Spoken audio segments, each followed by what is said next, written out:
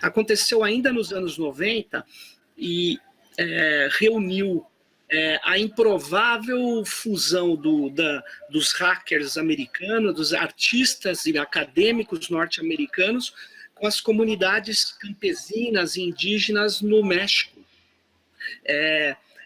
no apoio dos zapatistas no sul do México, né?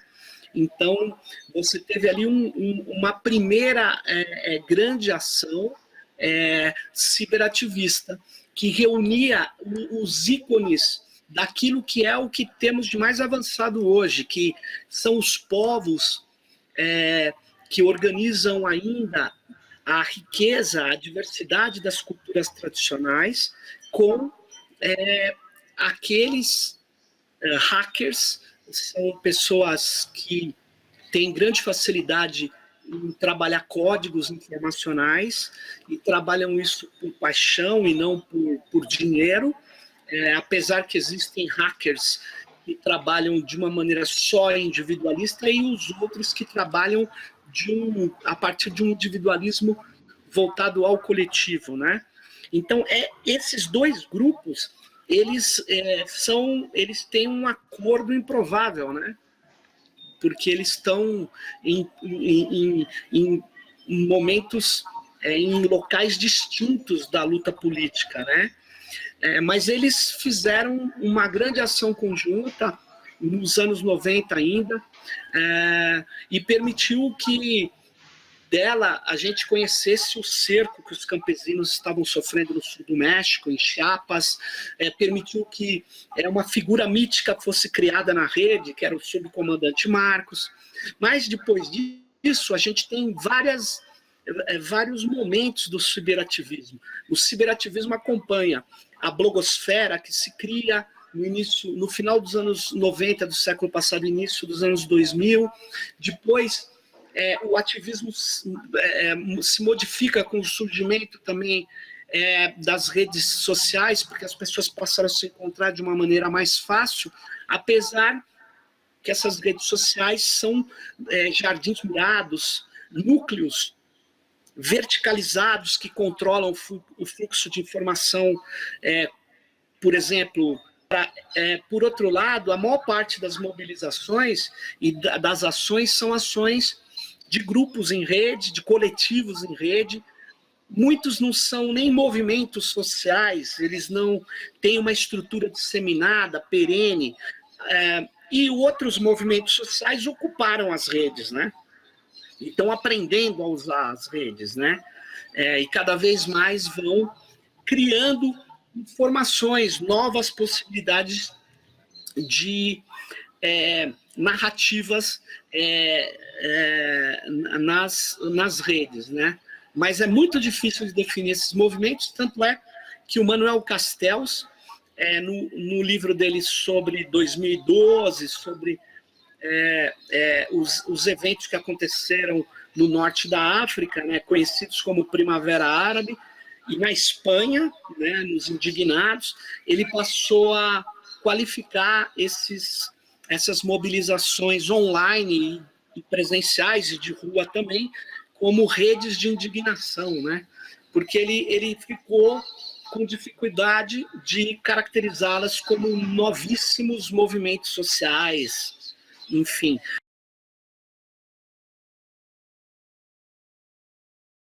E eu acho que, recentemente, o que nós temos é que o ciberativismo encontra, na verdade, um outro parceiro, que não é bem um parceiro, encontra um adversário na rede, né?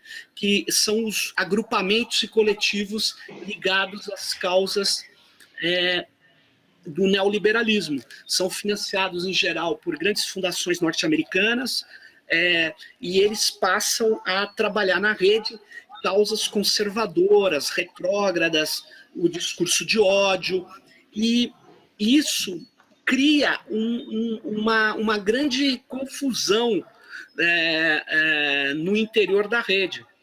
Então, a rede, ela é ambivalente, ela é tanto usada para você defender o meio ambiente, para você atacar as estruturas de concentração de poder, mas ela também é utilizada para promover o racismo, a homofobia, o pensamento conservador. Então, nós temos um embate hoje, e é muito difícil de você qualificar, por exemplo, no Brasil, o MBL como ciberativismo ou ativismo em rede.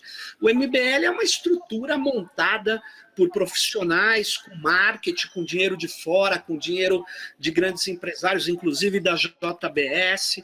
Agora, você comparar com o MPL, o Movimento de Passe Livre, não é a mesma coisa, mas eles estão ocupando e estão usando técnicas de mobilização em rede, estão usando redes sociais. É claro que tudo isso já aconteceu, mas não quer dizer que vai acontecer. Cada vez mais, para você disseminar uma mensagem na rede, ou você tem uma grande campanha, um grande apoio, ou muito dinheiro. E isso favoreceu esses agrupamentos neototalitários, neorracistas, que estão hoje defendendo escolas sem partido, que estão defendendo, na verdade, o discurso homofóbico, que estão propondo um novo totalitarismo no mundo, o império sem limites do mercado.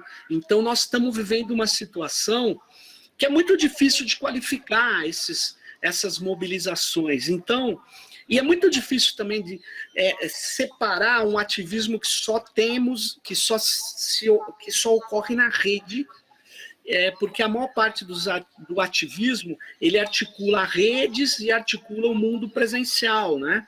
Apesar que tem ações hackers e cypherpunks, que são ativistas que acreditam muito no potencial da criptografia, né, para poder proteger o cidadão, a privacidade contra grandes corporações e contra o Estado, mas esses grupos são grupos muito situados, muito restritos na rede, né? A representação está em crise nas redes digitais, né? A representação em geral de qualquer coisa, ela é abalada pela velocidade, pelas possibilidades de contestação que a rede traz, entende? Isso é um fenômeno do momento. Então, qualquer intermediação, qualquer mediação que não seja a própria rede, ela fica abalada, ela foi afetada. E aí é que entra o jornalismo. O jornalismo, com a ideia de fazer uma cobertura que tenha fatos e que faça análise, ele precisa tentar colocar todos os componentes importantes de uma determinada situação. E aí ele deve considerar e tem que considerar esses novos ativistas, essas novas páginas, essas novas vozes que antes não apareciam. E isso torna a atividade dele mais complicada. Mas ele não pode nem considerar que isso é ruim, porque a multiplicidade de vozes ela é boa, porque ela é mais democrática, mas ele também não pode achar que essa grande diversidade ela traz o seu múltiplo ou mínimo denominador comum a verdade. Não, ele vai ter que trabalhar isso, ele vai ter que trabalhar sem que eu tenha uma ilusão que existe uma verdade acima dos pontos de vista. Existem fatos, isso é claro, mas a análise dos fatos, a visão, as consequências que eles podem ter, ou as causas que os geraram, isso requer análise, interpretação, e aí depende do ponto de vista de quem o faz. Então, eu tenho claro que a ideia de objetividade do jornalismo é totalitária, é antidemocrática, é positivista. Nós temos que defender a verdade, mas saber que a verdade pode ser interpretada por diversos pontos de vista. Então, quando você fala de um ano de eleição, fala de múltiplos atores produzindo informações, mais do que escolher um ou outro para considerar aquele que é a sua principal fonte, eu acho que você vai ter uma grande dificuldade, o jornalista vai ter uma grande dificuldade de compor um cenário, que esse cenário ficou mais complicado, porque tem mais vozes. Mas essa é a realidade democrática. E, em breve, isso vai ser cotidiano, vai ser corriqueiro. Nós precisamos aprender a trabalhar com a diversidade, com a multiplicidade, ao invés de considerar simplesmente isso algo ruim.